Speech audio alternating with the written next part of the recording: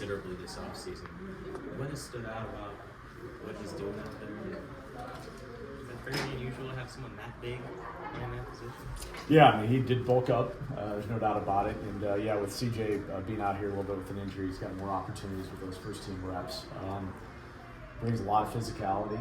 Does a great job setting edges. We are running a lot of things that were run here previously, and he's really good at those. We're also running some new packages that Coach Tressel and Coach Vicker brought from Cincinnati, and so he's playing almost kind of like in that package, some of those guys, my boundary guys, the jacks, play like almost like a defensive end. And so they're into the boundary and get some of that three down front, but we're losing a bit. So he's been versatile, I'll tell you that. He's been able to do a really good job with his physicality. And, I think sometimes when you have changes in coaching staffs and kind of changes in techniques, changes in schemes, when there's change, it provides opportunities. And I think that I know that he's done a really good job of kind of taking advantage of those. And, he has a mindset right now, which all my guys do. Like, I'm not CJ's backup. I'm going to try to fight and scratch and claw and earn the right to play. So I think he's taking advantage of that. Do you ever you've had to practice 6 practices with these guys about who can come off, who might be able to come off the edge and really make quarterbacks uncomfortable? Because obviously Herbert is a guy who had successfully last year. Yeah, no, you can definitely tell watching the tape that Nick was very disruptive, and we're going to miss that. So I think Darrell Peterson's did a good job, and give him a lot of credit. So he's taken a lot of reps through 6 practices. He hasn't missed any time with any injuries, and I think he's done a really good job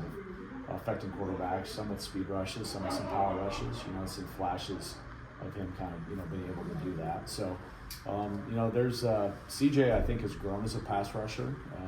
He's been out last practice. He hasn't been out there, but I think he's kind of grown as a pass rusher too. I'm hoping to kind of see if that portion of the game. I think CJ was really good, for Wisconsin in the 20 setting edges, the 22 siege league, and was just really dependable in terms of really had a hard time running the ball in the boundary because of CJ Getz's presence in the boundary. So I think the next piece of it is trying to, get him to be a better pass rusher and use his length to try to, affect that. So we've been working on that, and we'll continue to try to work on that. So, there's probably, a couple of the top guys really off that. It's been, a little frustration. Caden Johnson, first time back, was yesterday after missing, some time with an injury. He's got great feet, and he's got really good feel for the game.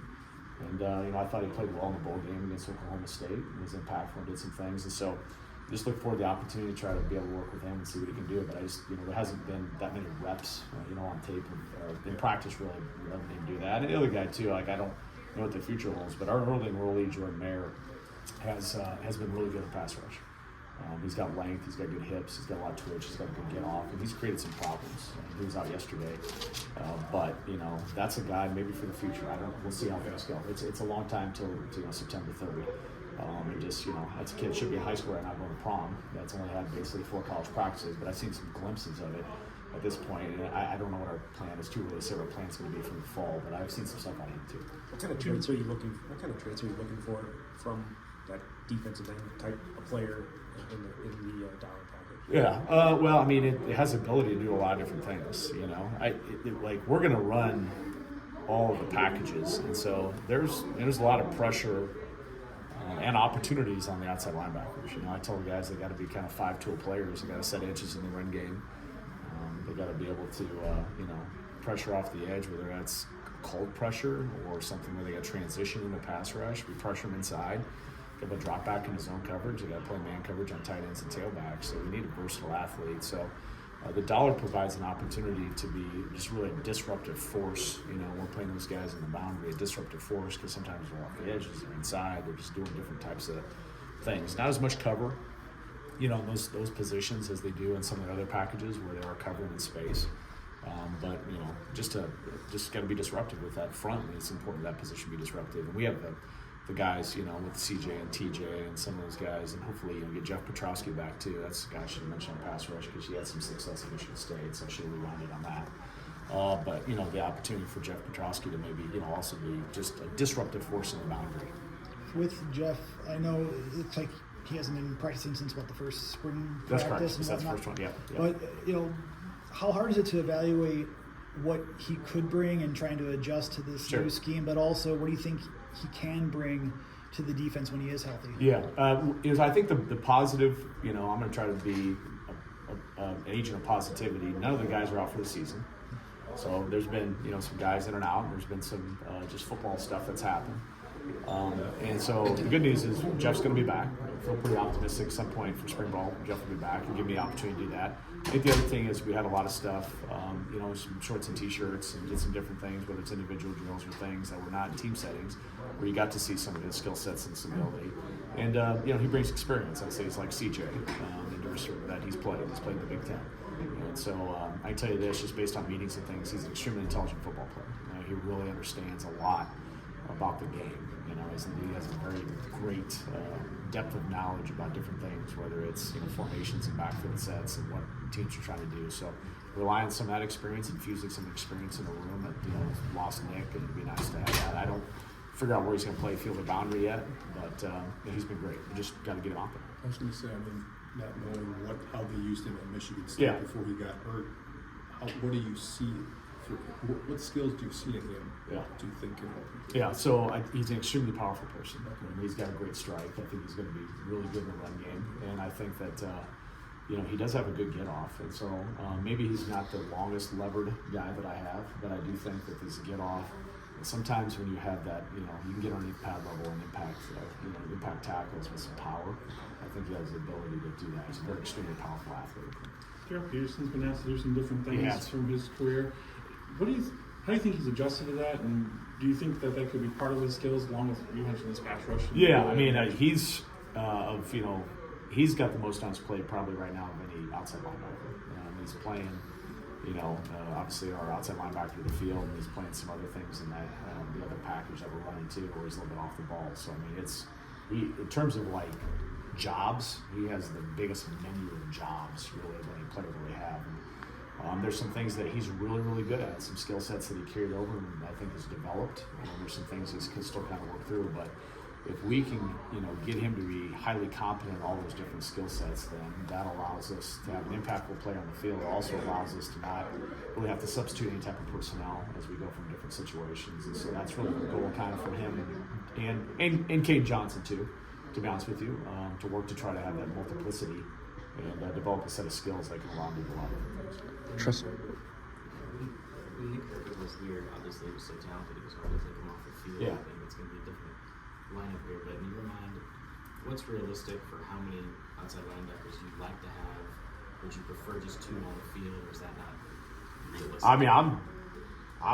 I'm an advocate for my guys, and I love my guys, and I'm not trying to disrespect other position groups, but I'm going to try to see how many. Obviously in a couple of the packages there's only going to be 2, just based on things, but there might be a chance that some other things where at least 2, and I don't know, maybe we get beyond that. I don't know. It kind of depends on what ends up happening.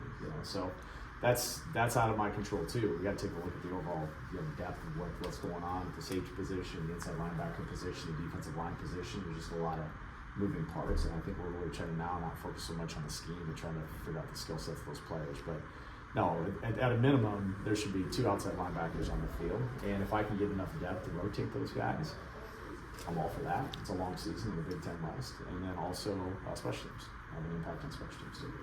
Speaking of special teams, we talked to Luke about that the other day. He said he doesn't really put in a lot of scheme except for maybe punt. Right. But do you have a better handle on your specialists, your kickers and punters? Even though I don't know if you guys have gotten outside at all. Yeah, that's been the biggest challenge. You just hit on it. It's like just haven't been able to get outside, so it's just really almost been really difficult to try to. Obviously punter is the one that is at the forefront of just trying to see who's potentially could be our punter, but we rely a lot on, we call it a match, which is trying to match the hang time in the distance, and if we can get a 4.5 to a 45, that's kind of the standard we're looking for. We just haven't been able to really evaluate that at a time.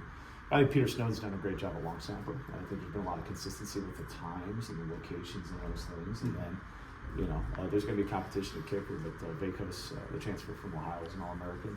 You definitely tell the ball comes off his foot well inside. So we've done some extra point field goal work.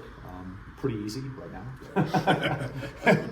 Nice controlled environment. There's not a lot of no wind, not a lot of variables. So I think the plan is right now to get out to Camp Randall on Saturday, and looks like the weather's going to be great here in Madison. So continue to get out there and just do a better job as we get down this. I guess we're at practice 6, we're not in the home stretch, but the midway point as we finish out to try to do a better job of evaluating this guy. Tressel mentioned that you guys want to just input your scheme the first kind of 4 or 5 practices. Just how have you guys liked the way that your room specifically has picked up what you want to do? Well, I give my guys a ton of credit. There's been There's been some similarities, but I would say there's as many similarities as more differences in terms of the scheme, but also, we're coaching some techniques different. That's natural. I have a lot of respect for the previous coaching staff, but some of the ways in which we're taking on blocks and some of the ways we're doing things is a little bit different. And we feel like, heading in the door, we took a look at the outside linebacker room. There was some experience, but also some high-character kids that were really, really intelligent. And we feel like we could throw more on their plate and didn't have to dumb down our defense to accommodate a room that couldn't handle it. And that's not going to be the case with outside linebackers. For someone like Spencer Lytle, who Yeah. I know he was listed as inside linebacker, is he now officially in your room, or is it because of the numbers? It of the is depth? because that was a depth deal, to some guys and trying to give Spencer opportunities, when you take a look at that in there with some of the deals, some of the depth that are coming back, Jordan and Lumon, some of those guys, it just was an opportunity to try to get him evaluated, and try to have a position. And he was originally recruited to Wisconsin, he tells me, as an outside linebacker.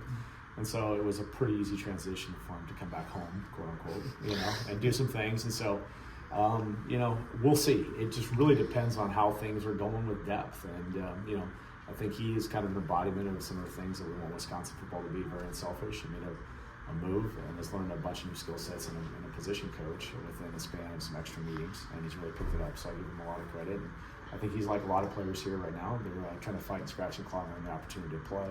And he's taking advantage of some of those opportunities. Just wants to try to play. Special teams, is Vito Calvaruso more being considered in the kickoff specialist role? When he came here to have an opportunity to kick it, obviously had a lot of success at Arkansas. Yeah, no doubt. And I think we're still open competition. Vacos has some of that experience. I talked about the extra point field goal. And so the same thing, I think we're going to try to figure out hang time. There's three factors to kicking the ball, whether it's punt or kickoffs: hang time, distance, and location. Hang time, distance, location. And we're trying to go through that on the outside, we start kicking off too and see who gives us the best opportunity. That clearly, the ideal thing is to try to have a punter, a long snapper, and a kicker, but have had opportunities at previous spots. And also I know talking to Coach Fickle, if we had one guy that was the extra point field goal guy and one guy was a kickoff specialist, we would work on that. Whatever gives us the best opportunity to create for a position. There was a guy in high school played his hand on the ground, defensive end. I was playing more space. How do you think he adjusts that? Does he look natural? Does he look like he's comfortable still doing that? Because that was part of his adjustment to getting on the field last year. It was, and I think that part of it is because the previous scheme with the previous coaching staff, the outside linebackers did drop a lot. They weren't just always on line scrimmage, setting edges, or rushing the pass. There was times they're on space. So I think he started developing his skill set early with the previous coaching staff, and then we've kind of, in some of the packages, moving a little bit further back. I'm sure you guys are watching that through the windows, see that. And so he's playing a little bit further off in space. And so, consequently, he's growing accustomed to that. I'd say, he's obviously most comfortable when he's attached to a tackle or a tight end. That's home. But he's getting more and more comfortable. And again, we're trying to get that multiplicity that I referenced earlier. If he can get good at some of those skills, and then Caden, that just gives us a little bit more options as we head into the fall. Just watching practice, it feels like Daryl's been a leader. I always see him talking to guys, going up to him. Just, I guess, has that been more the same from what we don't see? Yeah, we have different types of leadership styles, in my room, and that's standard, I think, with teams. And so CJ Getz, he sets the example in regards to he's usually the first one doing all the drills. A lot of credit because you could have a 6-year senior that's kind of like, spring ball, let's just full back, blah, blah, blah. But he's eating up the reps up until, he's had an injury on Tuesday, but up until that point, he'll be back. But he was just front of line all the individual drills, eating up the reps, setting the standard, just really buying into Luke Fickle and Mike Tressel and Matt Mitchell, and he just great job. But he was more of a non-vocal leadership style. Daryl Peterson has been the vocal leader.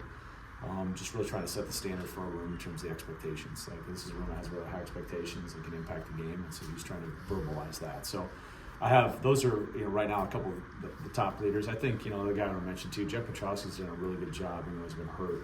He's doing a great job coaching from the back.